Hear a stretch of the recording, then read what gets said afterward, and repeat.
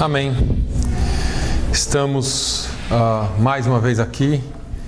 E semana passada, irmãos, eu comecei falando sobre uma palavra, ou melhor, falei sobre uma palavra que está na segunda epístola universal do apóstolo Pedro, segundo escreveu Pedro.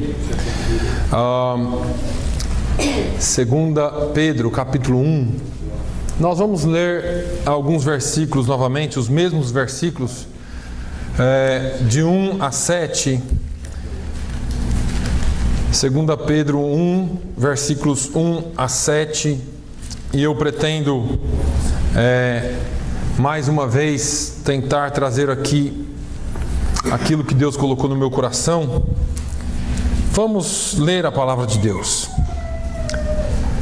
Simão Pedro, servo e apóstolo de Jesus Cristo, aos que conosco alcançaram fé igualmente preciosa pela justiça do nosso Deus e Salvador Jesus Cristo, graça e paz vos sejam multiplicadas pelo conhecimento de Deus e de Jesus nosso Senhor, visto como o seu divino poder nos deu tudo o que diz respeito à vida e piedade, pelo conhecimento daquele que nos chamou por sua glória e virtude, pelas quais ele nos tem dado grandíssimas e preciosas promessas, para que por ele fiqueis participantes da natureza divina, havendo escapado da corrupção que pela concupiscência há no mundo.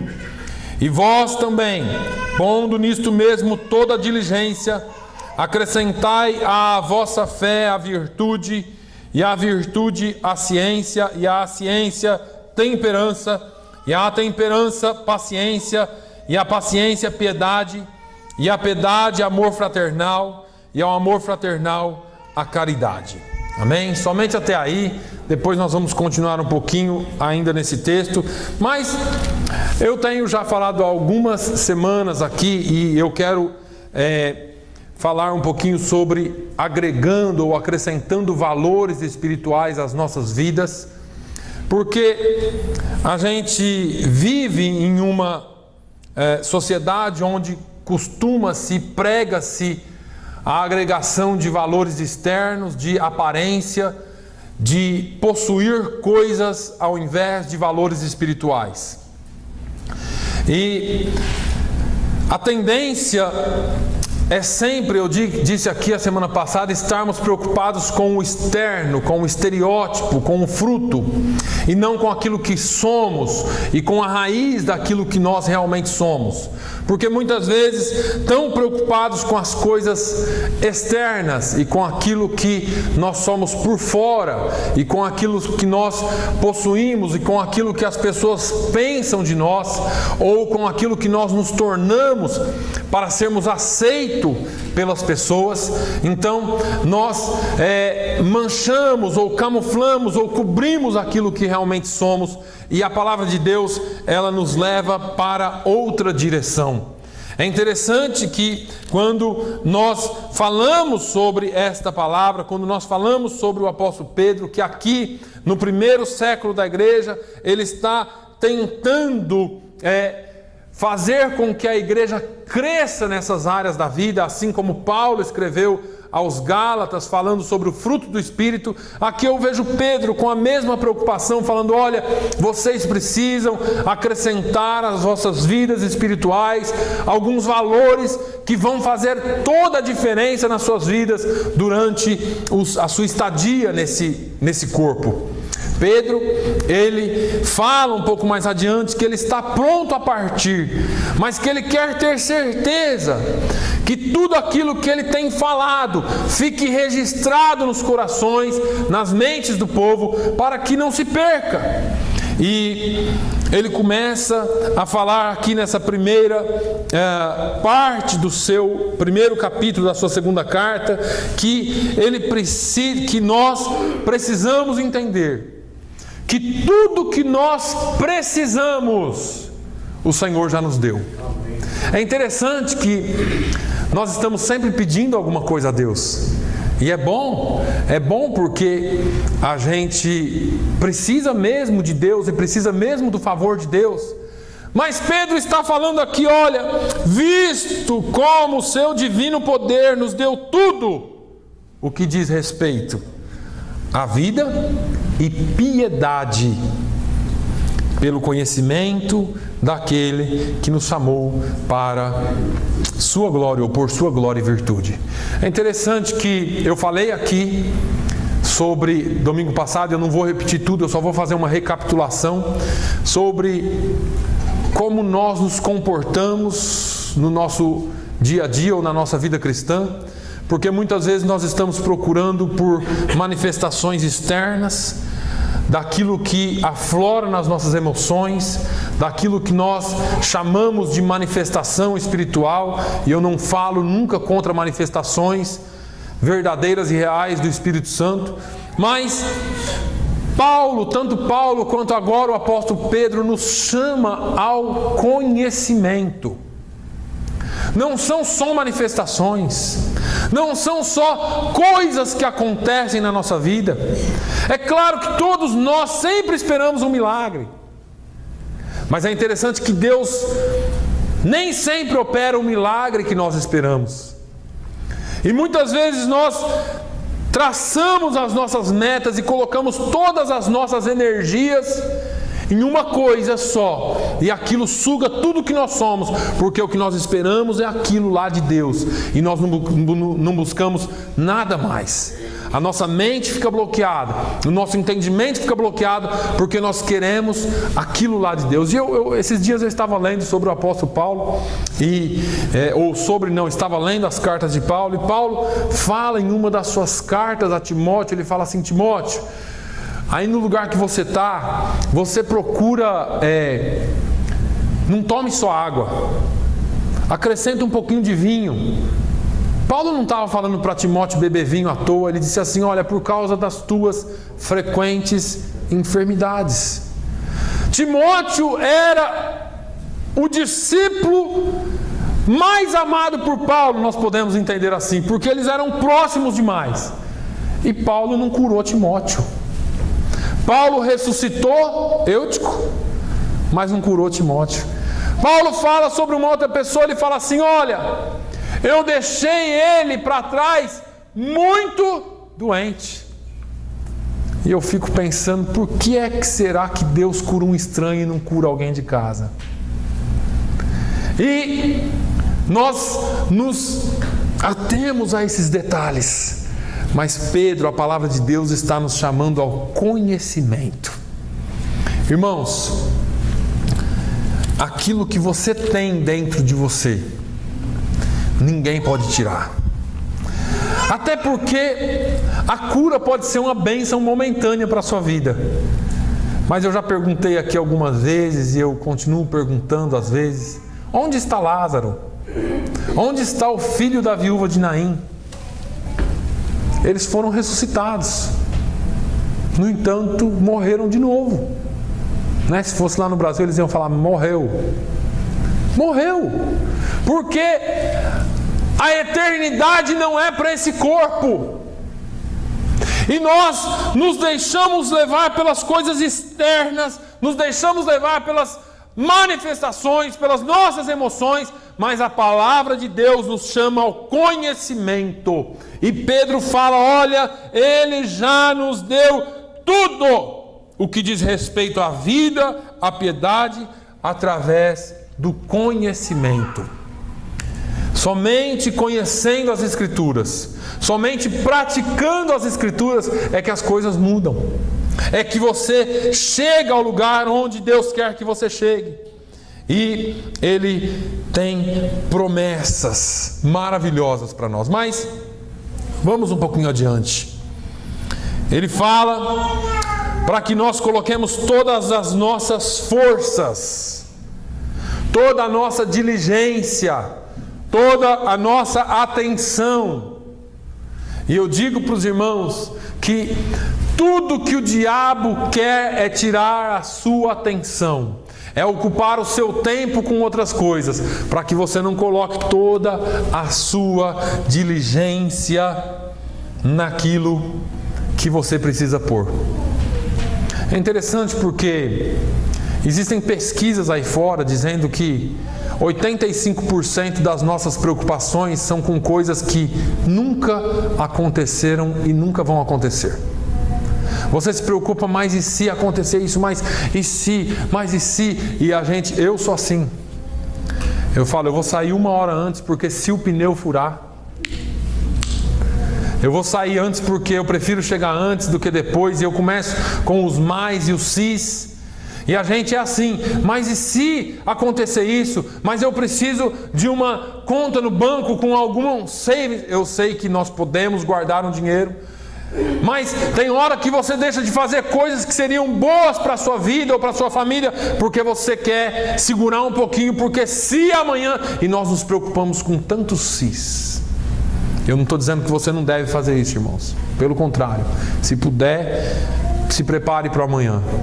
Mas o que eu estou dizendo para você é que a Bíblia nos convida a colocarmos a nossa diligência naquilo que realmente é necessário. E o que é necessário? Pedro fala, olha, acrescentai à vossa fé a virtude, e a virtude a ciência, e a ciência a temperança, e a temperança a paciência, e a paciência a piedade, e a piedade a amor fraternal, e o amor fraternal a caridade. Pedro fala aqui de algumas coisas que nós precisamos ter, de algumas coisas que nós precisamos acrescentar às nossas vidas, que vão mudar a forma de nós vivermos. Eu falei a semana passada aqui sobre a fé, e todos nós gostamos de ouvir sobre fé, porque quando nós falamos em fé, nós mexemos com as pessoas, e fé porque vai acontecer, e não é dessa fé que ele está falando. Ele está falando de uma fé firmada sobre a rocha, uma fé que você sabe em quem você crê, uma fé igual a que nós lemos aqui hoje sobre Paulo: eu posso todas as coisas naquele que me fortalece. Aconteceu um milagre, Paulo? Não aconteceu, mas ainda assim eu posso todas as coisas naquele que me fortalece.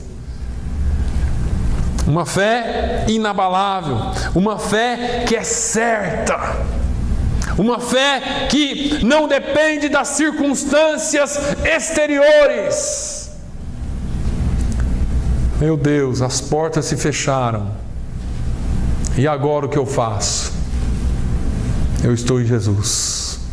Meu Deus, está todo mundo contra mim, e agora o que eu faço? Eu continuo em Jesus, porque eu e Jesus somos a maioria.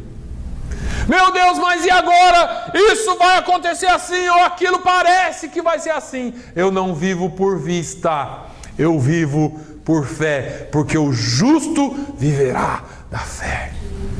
É uma fé que não se abala com qualquer coisa.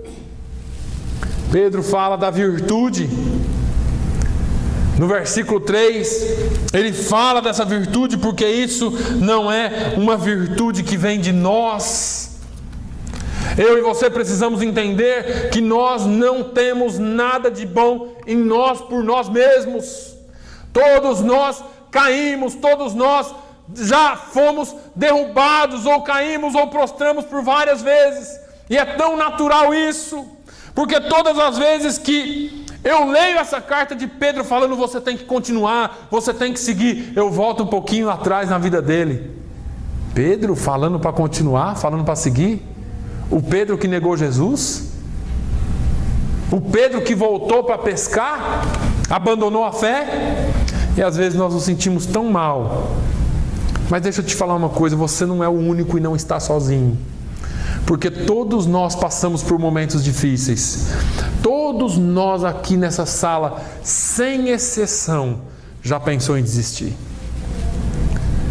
Talvez a sua questão já foi: vale a pena? Por que eu sofro tanto? Por que minha vida tem que ser assim? Pedro um dia pensou da mesma forma. Ele negou Jesus e depois ele falou: não vale a pena. Não vale a pena porque eu andei com ele 3 anos e meio. Eu andei sobre as águas. Eu vi ele fazer isso, eu vi ele fazer aquilo, eu vi ele ressuscitar, eu vi ele fazer tanta coisa. E mesmo assim eu não fui forte o suficiente para segui-lo até a morte, como eu disse que faria. E nós nos frustramos com as nossas forças, porque nós somos seres humanos. E aí vem Paulo dizendo: tudo posso naquele que me fortalece. Não é você, não é o que você pensa que é, mas é o que Ele é na sua vida. Não é o que você imagina que você tem de forte, porque Pedro imaginava. Um pescador que anda com uma espada do lado, irmãos. Ele falou: rapaz, eu já sou forte mesmo, porque eu estou acostumado a arrastar rede, eu estou acostumado a empurrar barco para fora da areia, eu estou acostumado com um monte de coisa. Força eu tenho. O que eu preciso agora é só dessa espada aqui, e eu vou contigo até a morte, Jesus. Não precisou ninguém nem puxar a espada para ele. Só foi alguém falar assim: você estava com ele, né? Você parece que anda com ele. Para ele dizer: não, eu não estava, não. Quando nós falhamos, nós temos que lembrar que o amor de Deus não depende do que nós fazemos ou deixamos de fazer. Porque se o amor de Deus dependesse das nossas condições, todos nós estaríamos mortos ou mortos. O amor de Deus é perfeito, você sabe por quê? Ou melhor, Ele não muda porque Ele é perfeito. O amor de Deus por você não muda nunca porque Ele é perfeito. E o que é perfeito não pode ser alterado, nem para mais e nem para menos. Ele já é perfeito. O amor de Deus não muda por você porque Ele não depende do seu estado de espírito para continuar te amando, porque Ele não te ama mais do que Ele ama um assassino, porque Ele não te ama mais do que Ele ama um homossexual, porque Ele não te ama mais do que Ele ama uma prostituta. O amor dEle é igual por todos. O amor de Deus alcança a todos. E todas as vezes que nós falhamos, todas as vezes que em um determinado momento nós erramos, nós pensamos assim: ah, e agora? Eu estou perdido, porque agora Ele não vai me perdoar, porque agora não tem mais jeito. Você precisa lembrar que Pedro disse assim: olha, acrescente à tua fé virtude. E a virtude que ele está falando aqui é essa virtude do versículo 3. Visto como o seu divino poder nos deu tudo o que diz respeito à vida e piedade, pelo conhecimento daquele que nos chamou por sua glória e virtude. A virtude que há em ti não é sua, a virtude que há em ti é dele. Quando Pedro fala acrescente a sua fé à virtude, ele está falando: olha, receba cada dia mais a virtude que vem do alto, a virtude que vem do Senhor. Ele fala de ciência ou de conhecimento. E no versículo de número 18 de 2 Pedro 3, 2 Pedro 3, versículo 18, ele diz: olha, antes crescei na graça e conhecimento do quê? Do nosso Senhor Jesus Cristo, ou do nosso Senhor e Salvador Jesus Cristo. Nós precisamos crescer em conhecimento dEle, na graça dEle. Eu falei um pouco aqui, eu não quero continuar falando a mesma coisa todo dia, mas falamos aqui sobre a temperança. E eu disse uma coisa, eu quero que você se lembre disso, para eu poder continuar. Todos os dias eu e você somos chamados ao desequilíbrio, a chutar o balde. Lá no Brasil a gente usa, no Portugal usa isso, irmão Zira. Chutar o balde. Tá o balde lá, você chuta o balde. Ou então jogar o celular no chão, na parede, né? Hoje eu falei, acho que eu vou quebrar esse celular. Não funciona, quando você mais precisa ele não funciona. Todo dia nós somos convidados a fazer isso. Só que a Bíblia nos convida à temperança. Quantas vezes você não pensa em desistir? Porque a vida aperta tanto. Quantas vezes eu e você não somos convidados a falar: chega, não dá mais para mim, eu não aguento mais. O que é isso? E eu ouvi um pastor dizendo recentemente que balde não é para ser chutado. Balde é para encher de água e atravessar o deserto com ele nas costas, porque você vai precisar da água.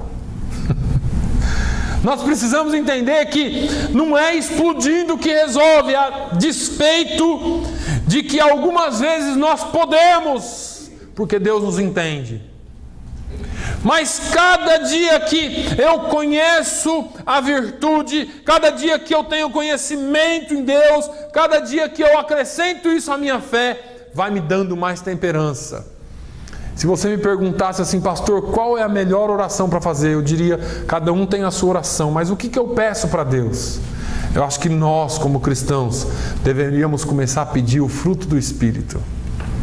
E quantas vezes eu faço isso? Só que Deus, ele tem um senso de humor um pouco diferente do nosso. Às vezes você pede paciência e Ele te manda prova para você desenvolver paciência. Às vezes você pede, e essa história de irmão, não pede paciência não, pede sabedoria. Pode pedir sabedoria, mas querendo ou não, Ele vai ter que desenvolver paciência em você. Querendo ou não, esse fruto do Espírito vai ter que ser desenvolvido em você, essa temperança, esse domínio próprio. E aí, Pedro fala de paciência. E hoje nós vivemos no mundo mais impaciente de todos os tempos. Nós somos assim. Nós não conseguimos esperar um minuto, nós não conseguimos esperar um tempo, nós marcamos prazo para as coisas. Eu ouvi um testemunho essa semana, irmãos. A pessoa chegou no pastor e disse assim, pastor, nós estamos passando por um problema sério, porque tem uma pessoa da família doente e ela precisa de uma cura, e nós oramos ao Senhor e entendemos que nós vamos esperar até o dia 19 de outubro. E se depois do dia 19 de outubro Deus não curar, aí ela vai fazer a cirurgia. E o pastor falou assim, provavelmente Deus não vai curar. Não é porque Ele não é Deus para curar, é porque não se põe data para Deus fazer milagre. Deus faz se Ele quiser, e se Ele não fizer? Aí ela vai operar, pode ser tarde.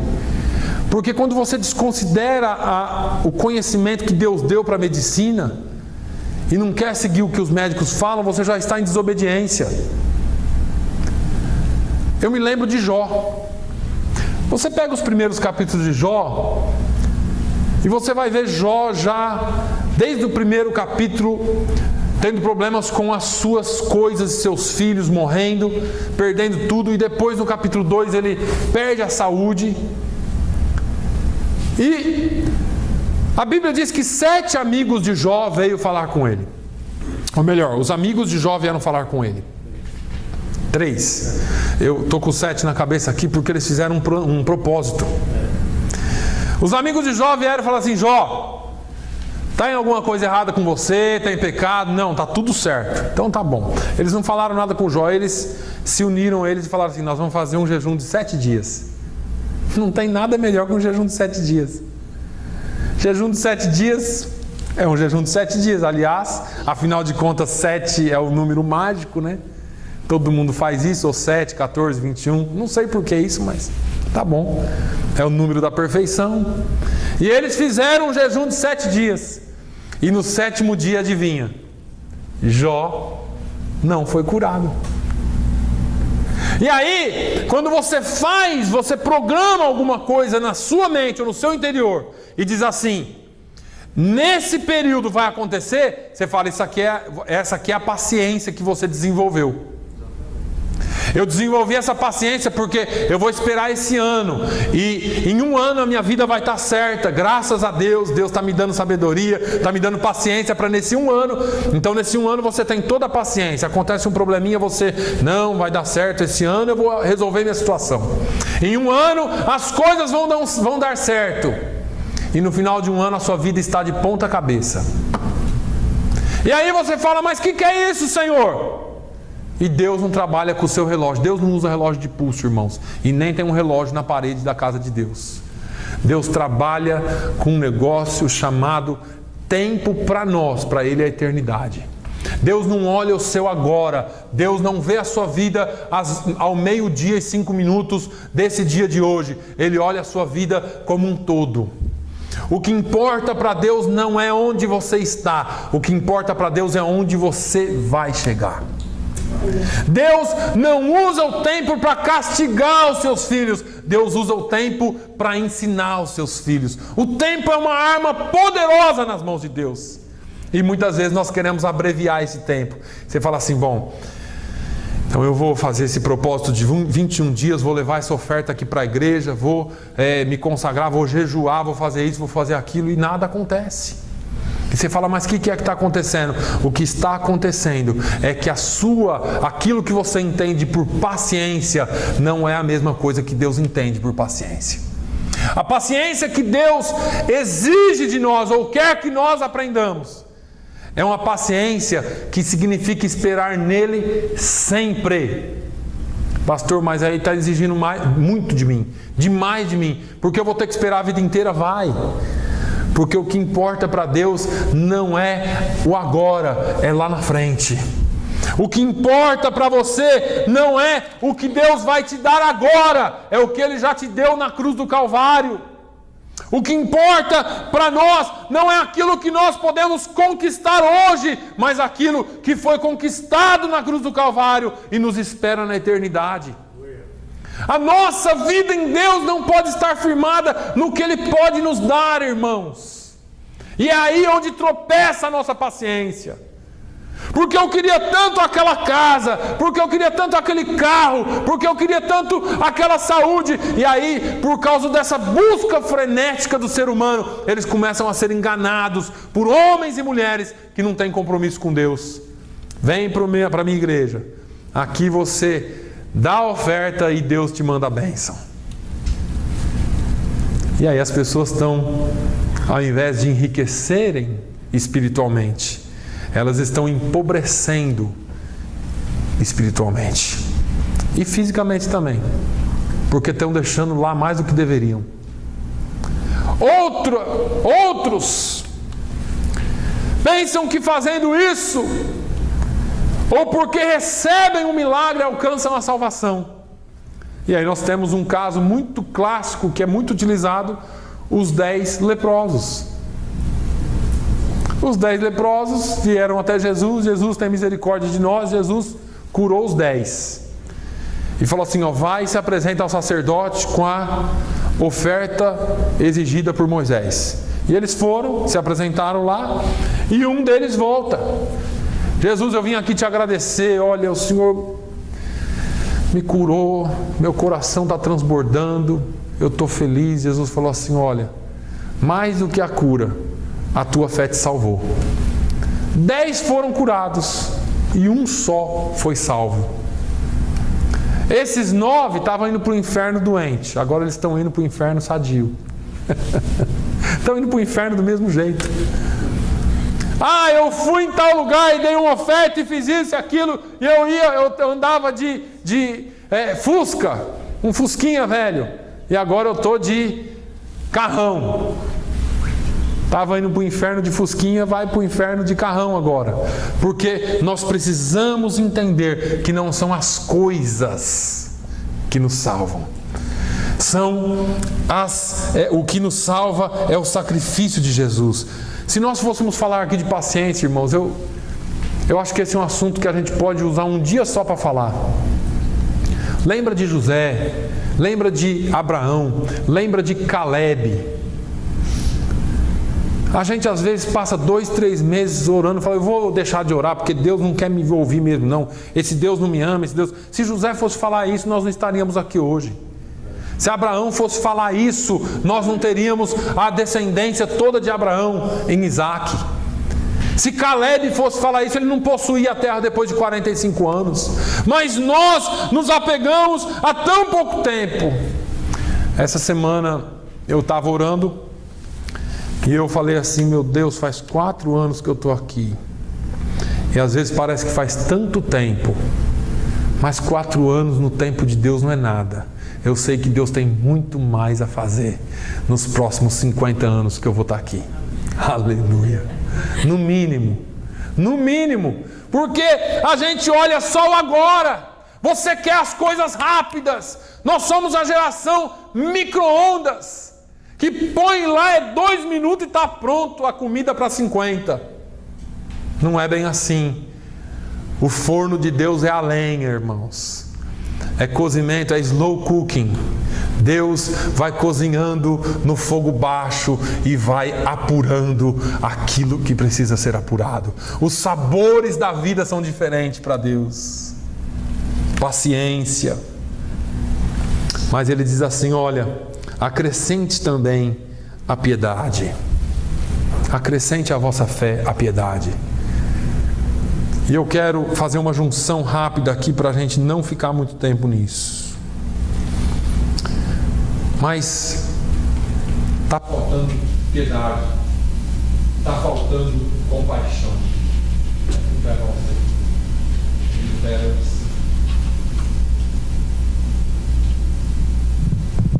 Está faltando compaixão, meus irmãos. Está faltando um pouquinho mais de compaixão dentro da igreja. Nós nos tornamos tão individualistas porque o mundo nos faz individualistas. E nós não temos mais compaixão pelas pessoas. Nós não temos mais o amor que nós deveríamos ter pelas pessoas. A Bíblia diz que Jesus estava andando um dia com seus discípulos e olhou e viu todo aquele povo. E ele teve grande compaixão, porque ele olhou e viu aquele povo perdido como ovelha que não tem pastor. Ovelha que não tem pastor está cheio aí.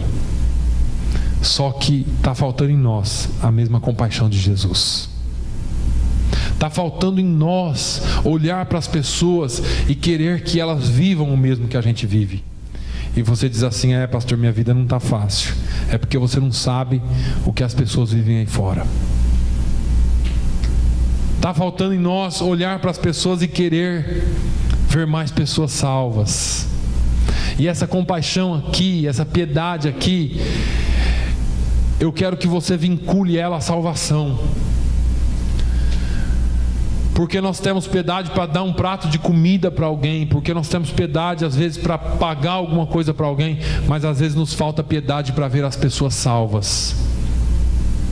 Nós temos o maior tesouro do mundo e muitas vezes nós estamos escondendo esse tesouro e não deixando ninguém nem ver que nós temos.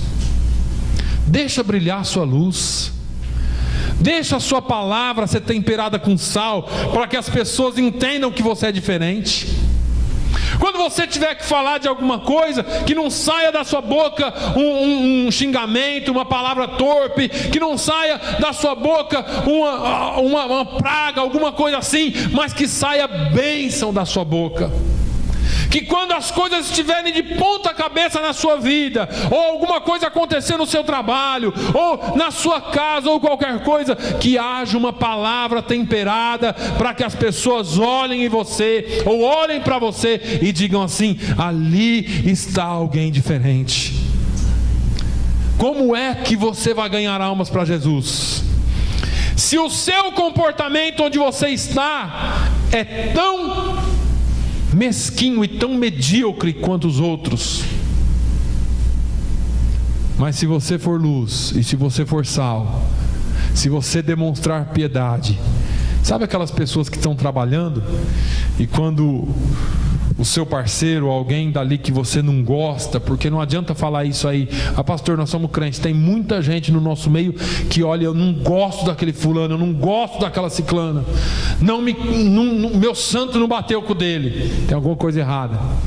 Mas aquela pessoa que, entre aspas, você não gosta, tropeça, ou eu não estou falando tropeçar fisicamente, mas eu estou falando tropeça em alguma coisa no trabalho, erra, falha, é chamada atenção, e em vez de você ter compaixão dela, você, tá vendo? Eu falei, parece o desenho animado, eu te disse.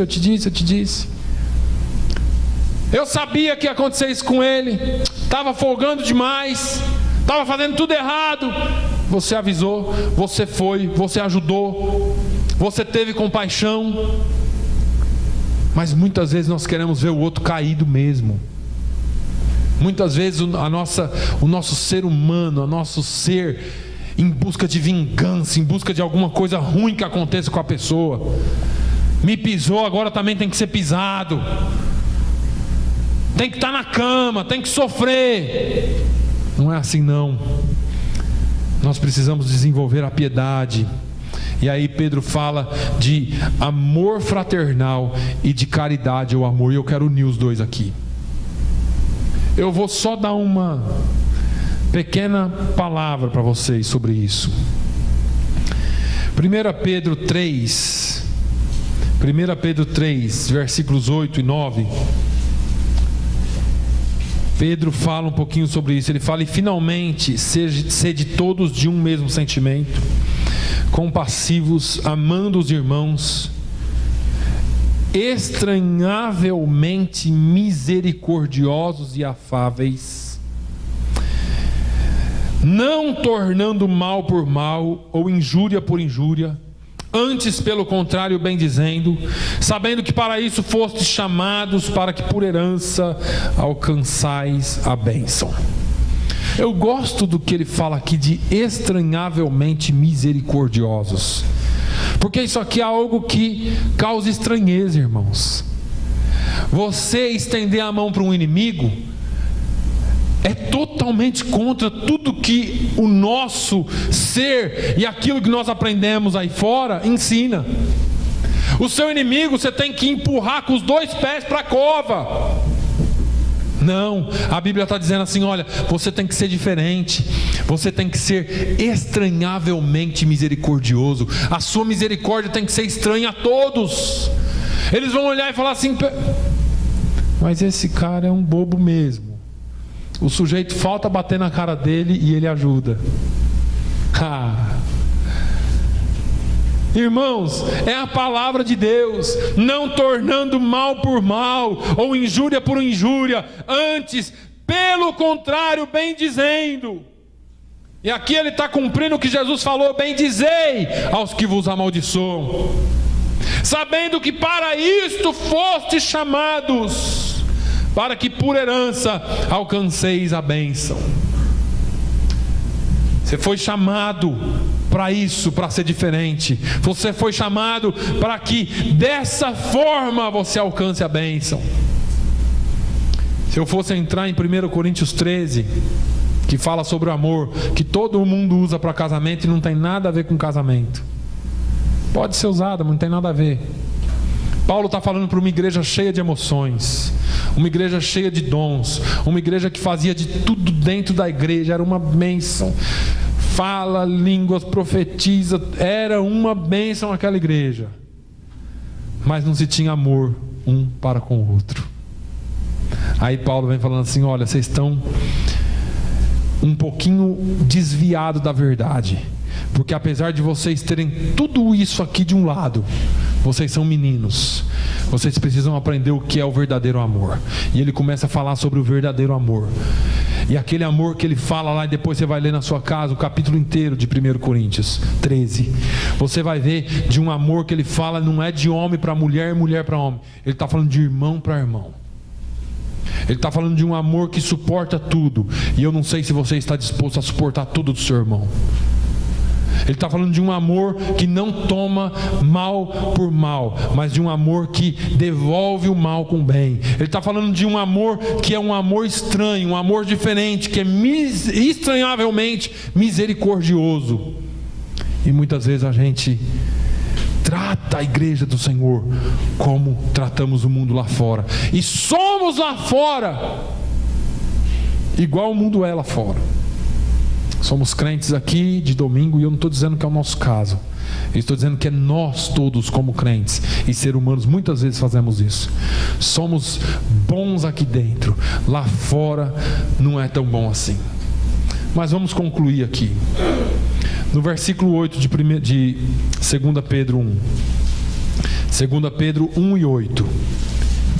Ele diz assim: porque se em vós houver e abundarem estas coisas, não vos deixarão ociosos, nem estéreis no conhecimento de nosso Senhor Jesus Cristo. Isso aqui é muito importante, irmãos. Se em vós houver E se abundar estas coisas, que coisas? Fé, virtude, ciência, temperança, paciência, piedade, amor fraternal, caridade, amor. Se houver em vós e se abundar essas coisas em vós, não vos deixarão ociosos. Ociosos é o que? Desocupado. Por quê? Porque uma vez que você desenvolveu isso, você sempre vai ter algo para fazer, para ajudar, para estender a mão, para aconselhar, para amar, para estar do lado, para falar do amor de Deus. Você não vai estar ocioso e você não será estéril no conhecimento do nosso Senhor Jesus Cristo. Irmãos, eu poderia falar aqui o dia inteiro sobre uma geração de estéreis no conhecimento do Senhor Jesus Cristo. Pessoas que não aprendem, não frutificam, pessoas que ouvem essa palavra há 500 anos e não frutificam porque são estéreis, porque não desenvolveram a outra parte. Eu ouço, mas não pratico, e eu falei aqui domingo passado, e não me tenha por herético. Essa palavra não transforma se você não deixar ela transformar você. A palavra de Deus fala ao seu coração, o Espírito Santo vem e confirma o que ela falou, e trabalha, e faz, e você endurece. E essa palavra vem dizendo: não endureçais os vossos corações. Porque a palavra de Deus, ela se completa se você endurecer, se você não deixar essa transformação acontecer. Você se torna estéril. Você conhece muito, você sabe muito, você escuta demais, mas ouve de menos. É por isso que Jesus fala assim: olha, quem tem ouvidos, ouça. Será que Jesus estava falando para algum surdo ali? Não é possível. Jesus estava falando para pessoas que ouviam, que escutavam, mas não ouviam, não entendiam. Quem tem ouvidos, ouça. Está cheio de surdo dentro das igrejas, está cheio de gente que não entende o que a palavra diz, porque se tornaram estéreis no conhecimento. Eles sabem muito, mas conhecem pouco. Eu ouço Jó falando assim: Senhor, antes eu te conhecia de ouvir falar, agora os meus olhos te veem. Que a igreja do Senhor possa ser frutífera no conhecimento, que eu e você possamos crescer nesses atributos, nessas virtudes que Pedro está falando. Olha, porque se eu e você tivermos e formos abundantes nessas coisas, nós não ficaremos ociosos e nem estéreis. Você vai frutificar. Eu profetizo sobre a sua vida que você vai frutificar no nome de Jesus. Você vai conhecer mais, você vai andar mais com Ele, você vai praticar mais as coisas que Ele te chama a fazer, e essa palavra será viva na sua vida, no nome do Senhor Jesus. Amém?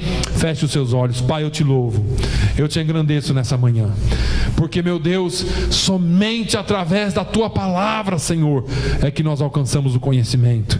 Oh, meu Deus, mas ensina-nos a ouvir, ensina-nos a entender, ensina-nos a praticar a Tua palavra, de forma que nós venhamos a frutificar aquilo que o Senhor tem para nós. Senhor, os frutos que o Senhor tem para nós são maravilhosos. Oh, meu Deus, nada do que nós precisamos nos falta, o Senhor já nos deu tudo. Pai, que cada um de nós saibamos abraçar esse tudo, que cada um de nós saibamos, Senhor, aproveitar daquilo que o Senhor tem para nós. Oh, meu Deus, e se em algum momento nós temos falhado, que o Senhor nos perdoe e nos molde a cada dia. Senhor, nós queremos ser moldados pelas Tuas mãos. Nós queremos ser moldados pelas Tuas mãos, Senhor. Nos ajude, Senhor. Nos abençoe. Nos dê condições, ó Deus, de ser moldados por Ti. Que nós não resistamos à Tua ação ou à ação do Teu Espírito. Que nós não resistamos, meu Deus, a essas coisas que o Senhor quer que nós façamos. Que nós não resistamos nunca à Tua palavra, mas que a Tua palavra encontre guarida e abrigo vívos nos nossos corações. Pai, no nome de Jesus nós te louvamos. Pedimos uma semana abençoada para os teus filhos, uma semana abençoada para a tua família, Senhor. Ó meu Deus, para as nossas famílias, que o Senhor nos guie e nos guarde durante essa semana, que haja sempre o teu louvor nos nossos lábios. Visita os lares de pessoas que não puderam estar conosco, e que nós venhamos a praticar a tua palavra sempre e ser uma bênção nas tuas mãos e para a tua glória. No nome de Jesus eu oro agradecido. Que o amor de Deus, a graça do nosso Senhor e Salvador Jesus Cristo, a comunhão e a consolação do Espírito Santo seja sobre todo o povo de Deus, hoje e sempre. Todos digam amém.